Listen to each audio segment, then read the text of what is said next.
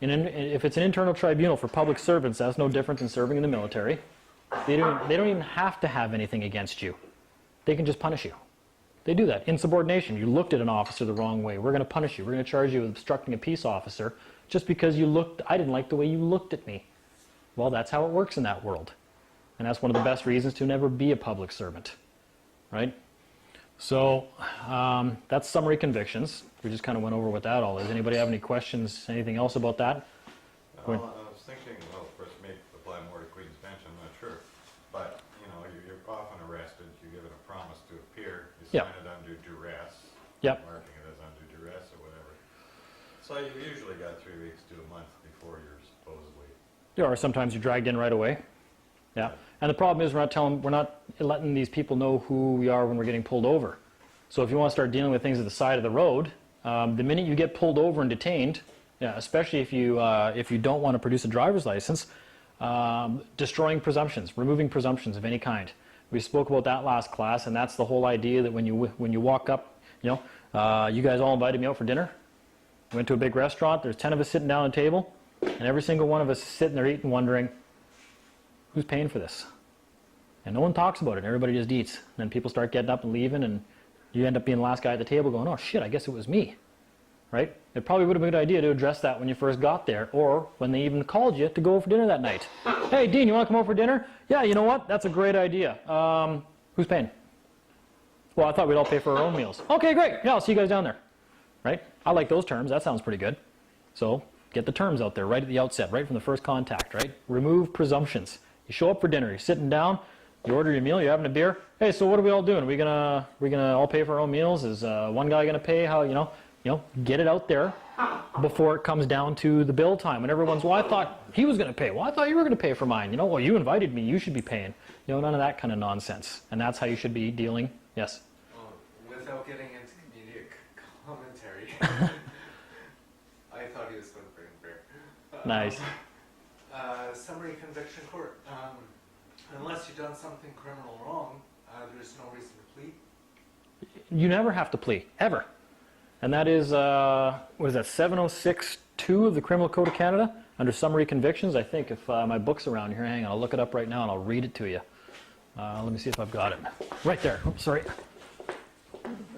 There's 2 real gems in here that I'm going to teach people that if you just were to bring up these 2 in court, if you wanted to go, there's no reason to go to court. Send it into the courthouse in writing with a motion before the court. Long before you have to show up there, it won't be there anymore. And just let them know you're not going to be coming. And if you want, you can remove the presumption right at the outset and say, I think the summary convictions is for public servants. And I've never seen any evidence or claims that I am a public servant.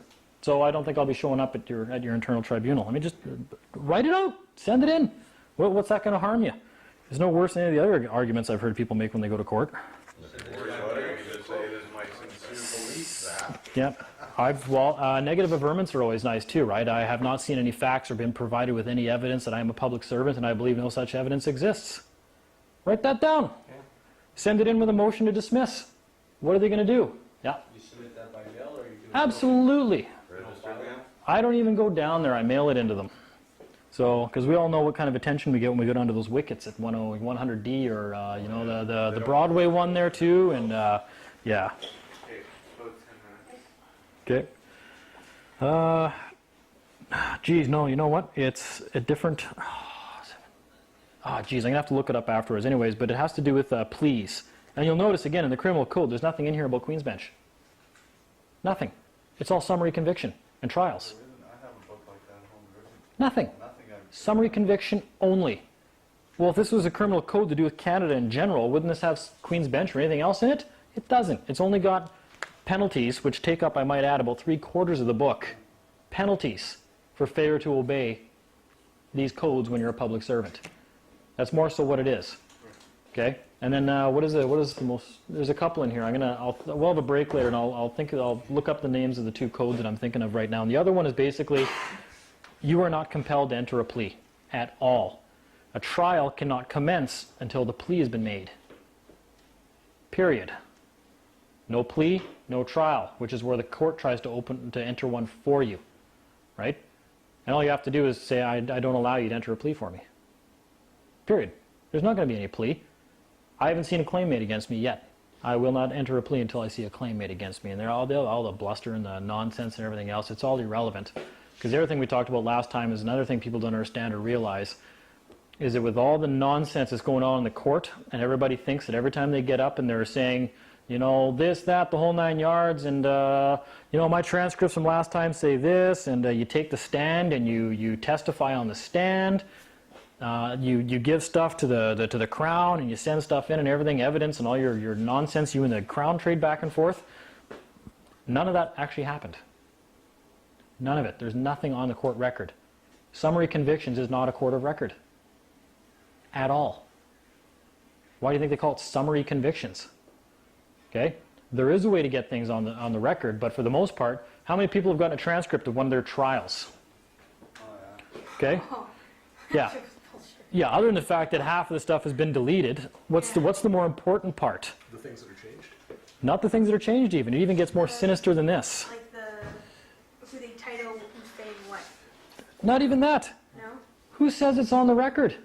It says this is a transcript of a record. Does it say court record? No.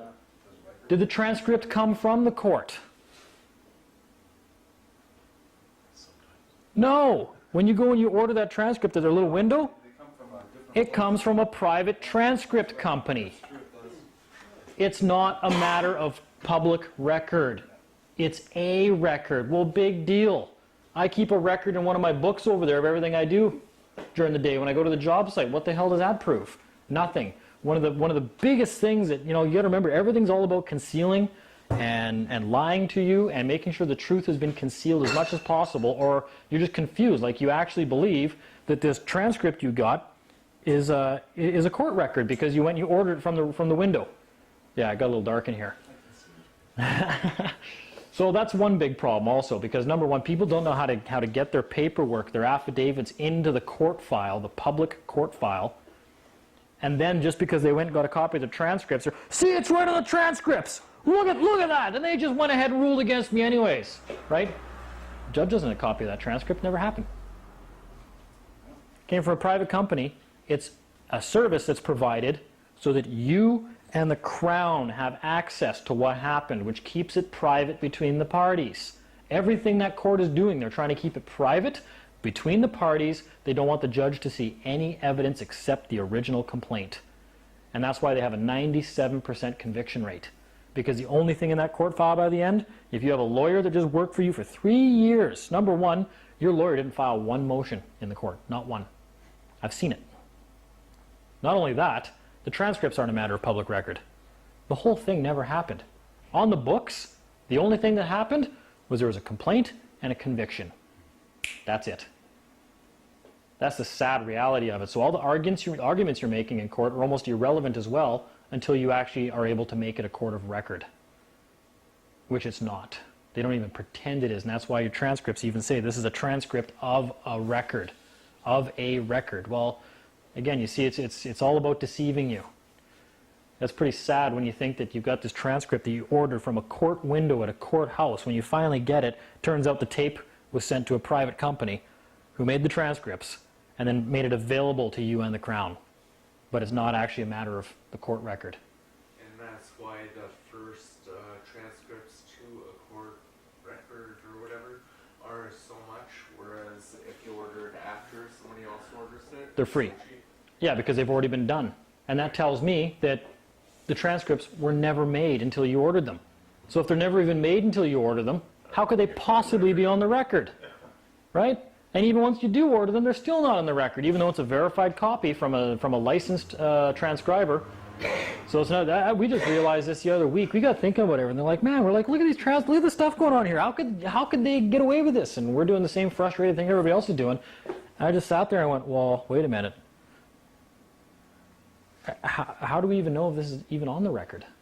I mean, yeah, sure, they gave us a printout, a typing up of everything that happened in the court, but it looks like everything that they're doing is the judge sits up there for 3 days and just kind of looks at you and just laughs and watches the bantering going back and forth between you and the Crown.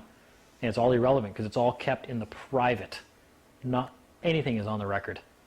which means the argument is held completely private until the time where the judge says, oh, well, I'm going to have to convict you on the facts because, you know what, the only thing in my court file is the complaint.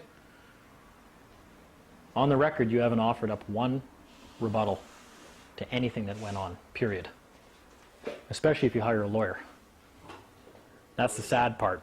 There's a big distinction between pleading guilty to the charges and guilty to the facts. Yeah, like I said, I tried pleading guilty to the facts one time for 3 days in a row. I tried pleading guilty to the facts.